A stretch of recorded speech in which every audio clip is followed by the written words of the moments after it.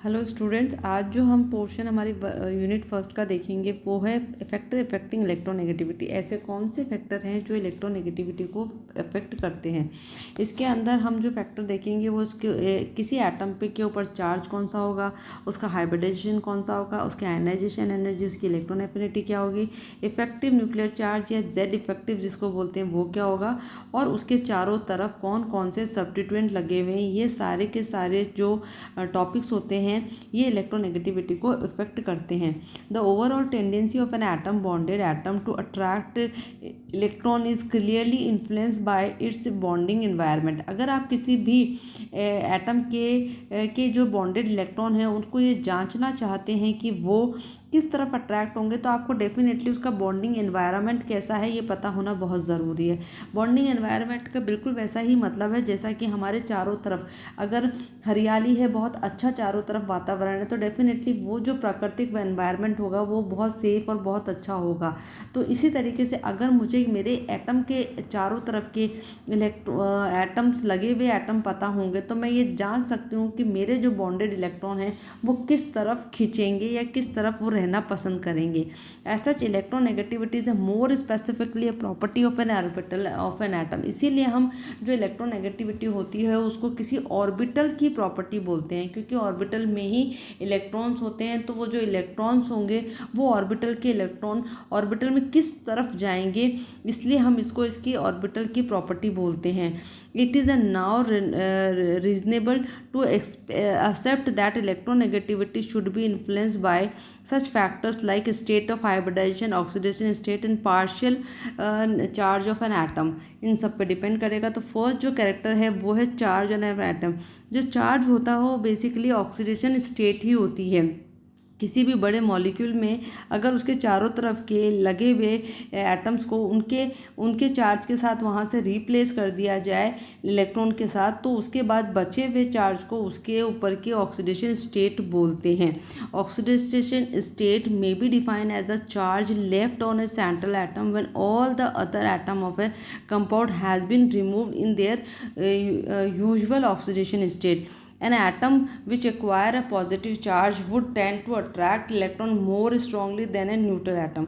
और कोई पॉजिटिव होगा वो मोर स्ट्रांगली उसको खींचेगा बॉन्डेड इलेक्ट्रॉन को उसकी बजाय न्यूट्रल की, क्योंकि जो जैसे ही हम किसी के ऊपर पॉजिटिव चार्ज लगा देते हैं तो ये जो पॉजिटिव होता है इसने अपना एक इलेक्ट्रॉन निकाला होता है, उसके बाद इसके पे पॉजिटिव आता है, तो डेफिनेटली अब ये एक इलेक्ट्रॉन खींचने के लिए कैपेबल हो जाता है। और ये इसके पास जैसे ही ये टेंडेंसी आती है तो हम इसे मोर इलेक्ट्रोनेगेटिव बोलते हैं। As the oxidation number of element increase होंगे तो डेफिनेटली उसकी इलेक्ट्रोनेगेटिविटी भी इंक्रीज होगी, क्योंकि ऑक्सीडेशन स्टेट इंक्रीज हुआ है मतलब उसने मोर एंड मोर इलेक्ट्रॉन अपने पहले निकाले हैं, तब उसके ऊपर वो पॉजिटिव और इंक्रीज होता गया। मानिए अगर उस पर +1 है तो उसने 1 इलेक्ट्रॉन निकाला, +2 है तो उसने 2 निकाला, +4 है तो उसने 4 निकाला। तो डेफिनेटली अब वो जब 4 इलेक्ट्रॉन निकाल चुका है तो वो उतने ही इलेक्ट्रॉन खींच भी सकता है, और इलेक्ट्रॉन खींचने की जो ताकत होती है उसे ही हम इलेक्ट्रोनेगेटिविटी बोलते हैं। यहाँ मैंने एग्जाम्पल्स भी आपको शो कर रखे हैं। देखिए अगर फास्फोरस के ऊपर 5 इलेक्ट्रॉन हैं, अगर 5 ऑक्सीडेशन स्टेट है, 5 चार्ज है, तो देखिए उसकी इलेक्ट्रोनेगेटिविटी भी ज़्यादा है एज कंपेयर टू पी जिसके ऊपर के 3 चार्ज हैं। ऐसे ही Sn के ऊपर चार्ज है तो उसकी भी ज़्यादा है, Tl के ऊपर 4 है तो उसकी भी ज़्यादा है, और HClO3O की पे भी जो चार्ज होता है वो HCl पॉजिटिव 1 0 से ज़्यादा होता है। यहाँ हाइपोक्लोराइड जो हाइपो एसिड होता है इस पर ज़्यादा चार्ज होता है बजाय इसके, इस पर +1 होता है जबकि इस पर +3 होता है।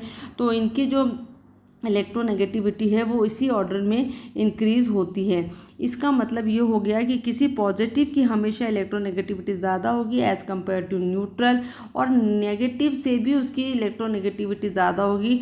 नेगेटिव जो खुद है वो खुद ही एक इलेक्ट्रॉन लेके ऑलरेडी बैठा हुआ है तभी हम उसे नेगेटिव मेंशन करते हैं। तो जब वो ऑलरेडी नेगेटिव है तो वो एक और इलेक्ट्रॉन को अपनी तरफ नहीं खींच पाएगा। इसलिए हम इनकी जो ऑर्डर देखेंगे वो सबसे ज़्यादा जो टेंडेंसी होती है वो एम पॉजिटिव की होती है, फिर एम की होती है, फिर एम नेगेटिव की होती है। मैंने यहाँ आपको बहुत सारे एग्जाम्पल शो कर रखे हैं जिनमें आप ऑक्सीडेशन स्टेट को देख के बता सकते हैं कि उनकी इलेक्ट्रोनेगेटिविटी की वैल्यूज़ कैसे बढ़ रही है। जहाँ पर भी जिसकी भी ऑक्सीडेशन स्टेट ज़्यादा है, मैं एक एग्जांपल लेती हूँ, फेरस में यहाँ इसकी 3 है तो इसकी इलेक्ट्रोनेगेटिविटी 1.96 है, जबकि जहाँ 2 है वहाँ 1.83 है। Higher the oxidation state greater will be the force of attraction for the electron and higher will be the electron negativity. यहाँ होगी हमेशा की हमेशा। सेकेंड जो इन्फ्लुएंस फैक्टर है वो है हाइब्रिडाइजेशन। हाइब्रिडाइजेशन जो स्टूडेंट्स एक फैक्टर होता है वो बेसिकली ये होता है कि जब हम शुरू में इनको एटम की जो ऑर्बिटल के कॉन्सेप्ट को देखते हैं तो हमने देखा था कि वो और कोई भी एटम होता है उसके पास एक ऑर्बिटल होता है और उसमें उसके इलेक्ट्रॉन चक्कर लगाते रहते हैं।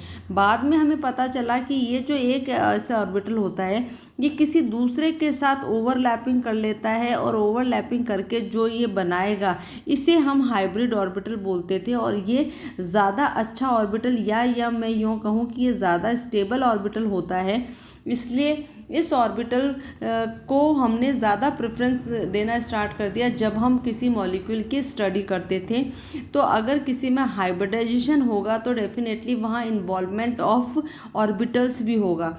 अगर कहीं पर खाली एक एस है तो और कहीं पर एस पी, और हाइब्रिडाइजेशन कितने भी टाइप का हो सकता है अगर ऐसे है तो इस कंडीशन में आप देखिए स्टूडेंट सबके में हाइब्रिडाइजेशन होने का तरीका अलग अलग है, तो वहाँ पर लगने वाले जो पी एस एल ऑर्बिटल्स हैं वो भी डिफरेंट हैं।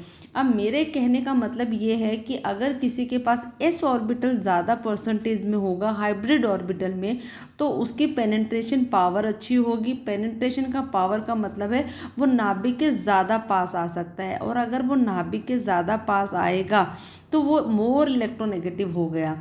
क्योंकि और ये ऐसा इसलिए होता है क्योंकि जो एस होता है वो ऑलरेडी नाभिक के हमेशा सबसे पास होता है। आपको मालूम भी होगा कि हम सबसे पहले 1s ही बनाते हैं, फिर 2s बनाते हैं, फिर 3s 2p बनाते हैं, फिर 3s बनाते हैं। तो जो s होता है उसकी जो शेप होती है वो गोले के रूप में होती है, तो वो नाभिक के बहुत आराम से पास में पहुंच जाता है, जबकि p d f इतनी इजीली नहीं पहुंच पाते। इसका एक एग्जांपल आप देखिए, जो sp3 जो मीथेन, एथिलीन और एसिटिलीन है, इन तीनों का अगर मैं कंपेयर करूं तो यहाँ पर इन तीनों की जो हाइब्रिडाइजेशन स्टेट होती है वो आप जानते हैं CH4 में sp3 होती है, C2H4 में sp2 होती है, C2H2 में जो होती है वो sp होती है।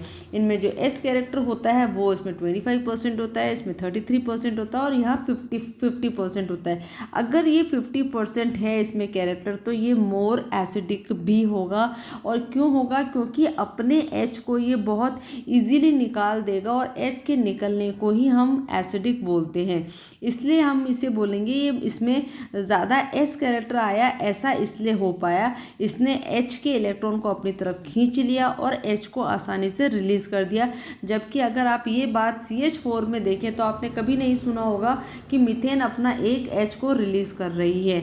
Electronegativity of an C atom increase as we move from CH4 to C2H2 due to greater electronegativity of carbon in C2H2 and C2H2 the electron pair of CH bonded is pulled more towards carbon atom releasing H ion. The H atoms in CH4 are neutral while in C2H4 is slightly acidic and C2H2 is more acidic, इसलिए हम इसको more acidic बोलेंगे। इसके बाद अगर आप इस example को किसी और में भी देखना चाहे तो आप ये देखिए स्टूडेंट, यहाँ पर भी इसके अंदर जो है वो sp हाइब्रिडाइजेशन है, एमीन में sp2 है और जबकि RNH2 में sp3 है। इस कंडीशन में भी स्टूडेंट्स क्या होता है कि ये फेयरली बेसिक है, ये बहुत कम है और ये तो है ही नहीं बेसिक, ये तो थोड़ा बहुत एसिडिक है, ये बिल्कुल देता ही नहीं, ये बिल्कुल दे ही नहीं रहा, और ये तो बेसिक कैरेक्टर में भी नहीं आता, जबकि इनमें सब में CN ग्रुप ही लगा हुआ है। तो ये सब इसलिए होता है क्योंकि इनकी इलेक्ट्रोनेगेटिविटी प्रॉपर्टी बदल जाती है। Similarly the availability of lone pair of an electron on a nitrogen atom is a number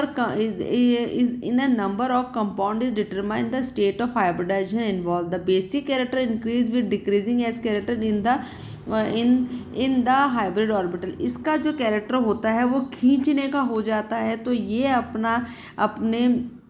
अपने ये जो होता है ये अपने एच एटम को निकालेगा ही नहीं। जब ये निकालेगा ही नहीं तो ये बेसिक कैरेक्टर होगा ही नहीं।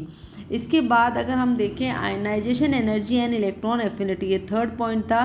मोर is the ionization energy and electron affinity more, ये आप याद रखिए कि जिसकी ये दोनों वैल्यू ज़्यादा होगी वो उसकी इलेक्ट्रोनेगेटिविटी भी ज़्यादा होगी।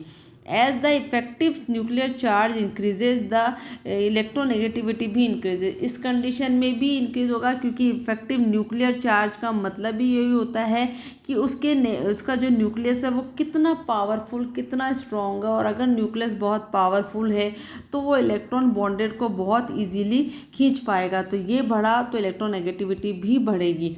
अब आप स्टूडेंट्स यहाँ देखिए, यहाँ कुछ वैल्यूज़ भी मेंशन हैं। जो रेड है नाइट्रोजन, क्लोरीन, फ्लोरीन, और ये देखिए आपको कुछ दिख रहे होंगे, ये सब के सब 3 से 4 की रेंज में आते हैं और इनकी इलेक्ट्रोनेगेटिविटी सबसे ज़्यादा होती है। उसके बाद जो होती है वो इस येलो की होती है, वो 2 से 2.9 के बीच में आते हैं। फिर ये जो ग्रीन कलर है इसकी होती है 1.5 से 1.9 के बीच में आते हैं। और सबसे कम इस पर्पल वाले कलर की इलेक्ट्रोनेगेटिविटी होती है जो 1.5 से कम होती है। इस तरीके से आज हमने देखा कि इलेक्ट्रोनेगेटिविटी को कौन कौन से फैक्टर प्रभावित करते हैं। Thank you very much.